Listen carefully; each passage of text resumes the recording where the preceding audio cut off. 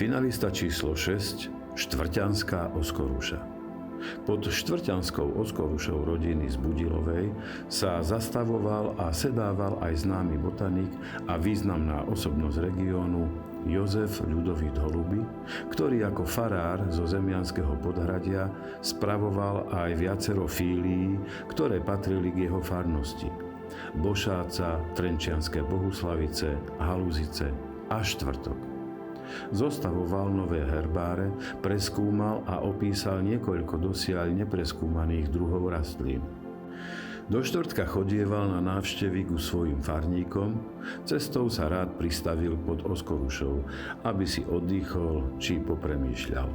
Oskoruša je pre ľudí zo Štvrtka dodnes dedičstvom, ktoré im zanechali predkovia, symbolom spolupatričnosti a hlbokých koreňov, ktoré držia celé stáročia tento majestátny strom. Veria, že jedna zrelá oskoruša je lepšia ako všetky lieky na problémy s trávením. V dobrom roku sa na strome urodí aj tona tohto vzácneho ovocia.